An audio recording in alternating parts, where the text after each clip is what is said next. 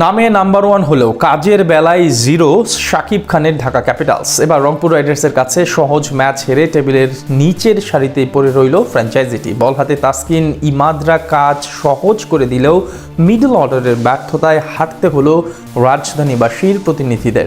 বিপরীতে দুর্দান্ত জয় তুলে নিল রংপুর। ঢাকার বিপক্ষে রংপুর রাইডার্সের এমন জয় নিয়ে বিস্তারিত জানব রিপোর্ট। টুর্নামেন্টের সবচেয়ে আলোচনায় থাকা দুই দলের লড়াই।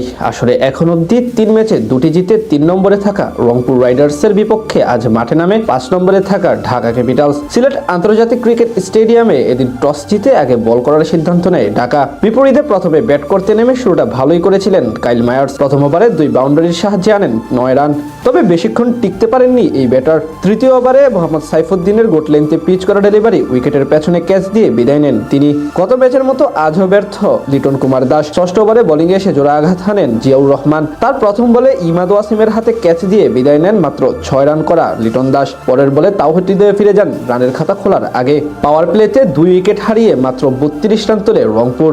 দলের এমন বিপর্যয়ে হাল ধরেন ডেভিড মালান এবং মাহমুদুল্লাহ রিয়াদ। দুজন মিলে বেশ ধীরে সুস্থে সামলাতে থাকেন ঢাকার বোলারদের।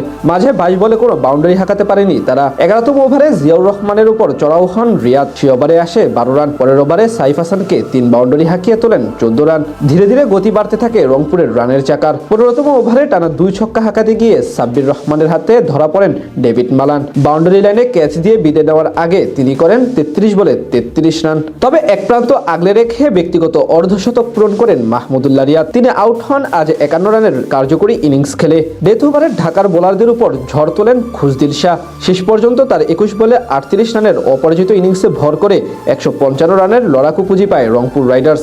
জবাব দিতে নেমে আজ ঢাকার হয়ে ওপেন করতে আসেন আফগান তারকা রহমানুল্লাহ গুরবাজ এবং আব্দুল আল মামুন। দুজন মিলে বেশ ভালোভাবেই সামলাচ্ছিলেন প্রতিপক্ষ বোলারদের। প্রথম 3 ওভারে আনেন 22 রান। চতুর্থ ওভারে রাকিবুল ইসলামকে 2 বাউন্ডারি মারেন গুরবাজ। ষষ্ঠ ওভারে আলিসাল ইসলামের উপর চড়াও হন এই ব্যাটার। সেই ওভারে 2টি 4 এবং 1টি ছক্কা হাঁকান তিনি। পাওয়ার প্লেতে বিনা উইকেটে 53 রান তোলে ঢাকা ক্যাপিটালস।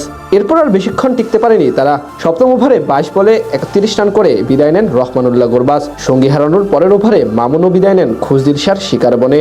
এরপর দলের হাল ধরেন সাইফ হাসান এবং অধিনায়ক মোহাম্মদ মিথুন। শেষ 10 ওভারে তাদের দরকার ছিল 81 রান।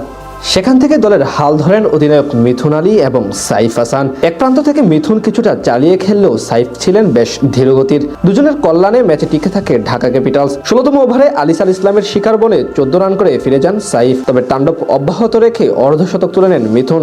মাঝে 10 বলে 11 রান করে আউট হন অলরাউন্ডার শামীম হোসেন পাটোয়ারি। এরপরই জমে ওঠে ম্যাচ। সেখান থেকে সাব্বির রহমান আশা জাগালেও শেষ ওভারে মোস্তাফিজুর রহমানের বাধা টপকাতে পারেনি তারা। অর্থাৎ জয় পেয়ে যায় রংপুর রাইডার্স।